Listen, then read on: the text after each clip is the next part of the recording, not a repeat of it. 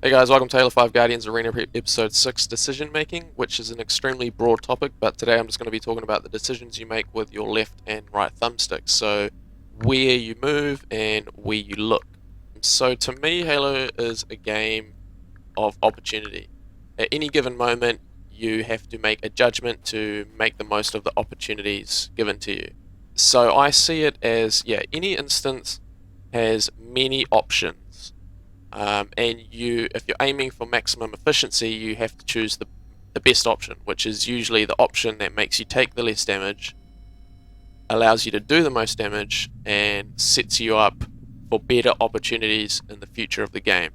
So usually that means moving into a power position, moving to where your teammates are, moving to where the flag is, grabbing a power weapon, etc., etc. It's all pretty obvious stuff, but some people overlook some of the smaller opportunities that are given to people. So a lot of people will just think, I need to get to P3 because that's where all the opportunities lie, that's where I can do all the damage, or I need to get into their base because that's where I can grab the flag, or I need to get into their bubble because then I can put shots into their base, which are all valid points, but I think that kind of overshadows the smaller areas. So for example, start of the game, I run out, and this is the instance I'm in currently in game. Just moved out. What options are available to me right now? So I can look across to their car. I can look into the top of their base. I can look underneath their base. I can get quite a tight angle into P2. I can look top mid. I can look top car. I can look into our bubble, our toilet, behind me, and that's just with the right thumbstick. So I've got quite a few options to go by. The best option is probably going to be looking into their base or their car, because that's probably where they're going to be based off what their spawns are. But if it's in the middle of the game, it's not as clear cut as that, because there could be a guy top mid, there could be a guy top car, there could be an annoying guy in our bubble, there could be a guy that just jumped into the front of our base and I got a call out behind me. So the decisions, like the most effective decision, becomes a bit more harder to judge. And then if we're talking about the left thumbstick, it's like, what do I do? Do I stand still? Do I change my mind and go backwards into our base? Probably not if it's at the start of the game. Do I go up the slide? Do I go up the front here? Do I go into our bubble? You get what I mean. And I think one thing that I do really well in Halo, and one thing that I'm always thinking about and trying to improve all the time, is going for that most effective play at any given instance. So trying to take every opportunity that comes to me, because you are constantly being bombarded with opportunities to deal damage, and a lot of people don't think about it like that. They just think about, the situation they are in and how to survive it, I guess. So, like, for an example, if there's a guy here and we're having a fight and he gets me no shield and he's still half shield because I missed like 2 shots, and he's like chasing me down here, I'd run away, and usually the goal's to get into the base, because then you can, hide from that dude and he has to expose himself and you can call him out, etc., etc., survive. And a lot of people will kind of strong side, or they'll just think, I need to get into this base, I need to move with my left thumbstick into the base, which is cool. But they might miss angles, when you're running down here, where are your opportunities to deal damage? It's off to the right. So if you're running down here, there could be a one-shot hiding behind that mound in the opposite base that you could finish, and if it's a team slayer, then that's a point. That's a really easy point. All you need to do is look to the right and lay a shot on a guy that's not even moving, because, when you're hiding behind that mound, you're usually just sitting there waiting. So yes, it's kind of hard to think about that if you're like, fuck, there's a guy chasing me kind of thing, and it makes it more difficult to move 100% of, like, at 100% speed into this base. Like, if you're looking exactly where you're going, you can look at this angle here and go, okay, I need to walk exactly here to get around this corner as fast as possible. Where if you're not looking, you kind of have to judge it, kind of feel your way around. But, if you pull it off, it's definitely worth doing. Like move down here, it's pretty easy, just fucking pop that one shot, get into the base. Yes, that's not going to be the situation all the time. You might run down there and then there might not be a one shot there. You might not even see anyone, and then you fuck up, you're walking and you get killed by the dude chasing you. But the point still stands that there are always opportunities to deal damage.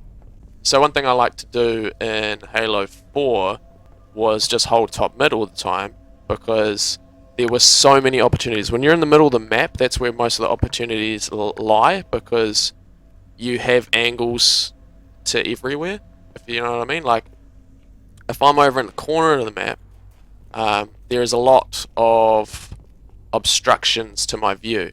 So I don't have that many options if I'm standing here.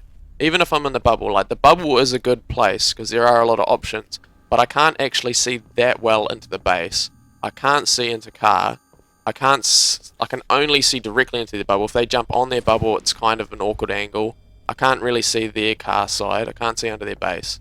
Um, and even if I could, like even if I wanted to chase them, I couldn't because it's like quite far away. Where if I'm in the middle, I have like a plethora of opportunities for my left and my right thumbstick. So I've got angles everywhere, and if I want to chase, nowhere is too far away.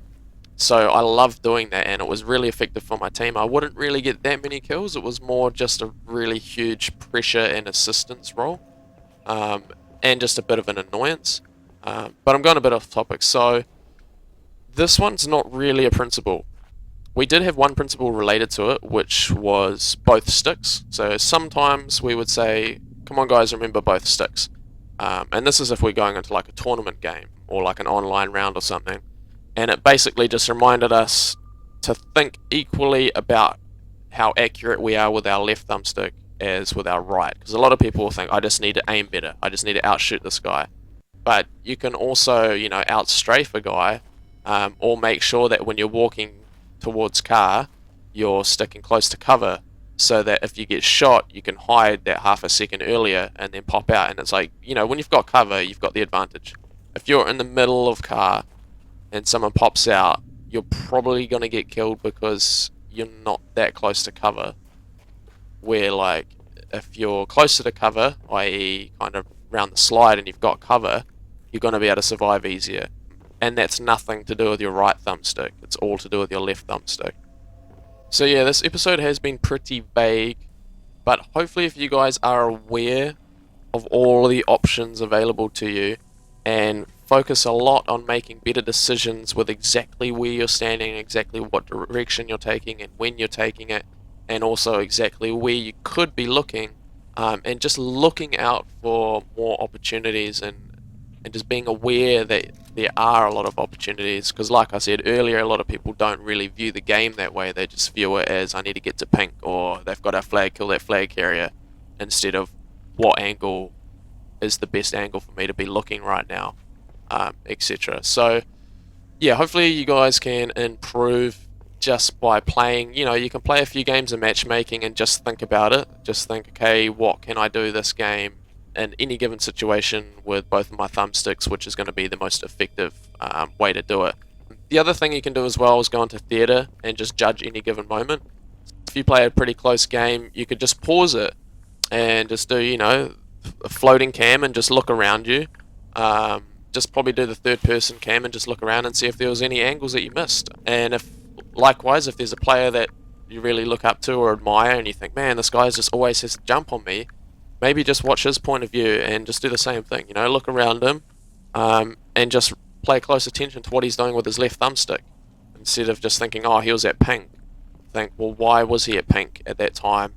Did he make a better decision with his left thumbstick than you did? Did you pause down here for too long to get an angle underneath their base, which probably wasn't really going to result in a kill, where he just moved 100% into pink as fast as possible, which meant that he had the jump on you.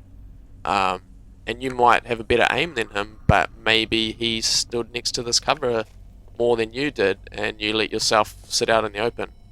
So yeah, I don't have much more to say about that. I'll probably make another episode on something more like objective decision making in the future.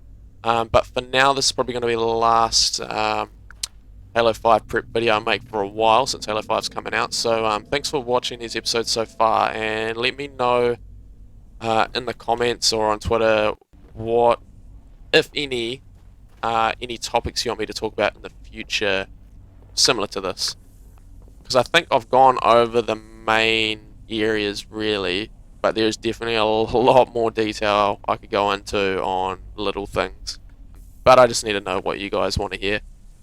So yeah, cheers again, and yeah.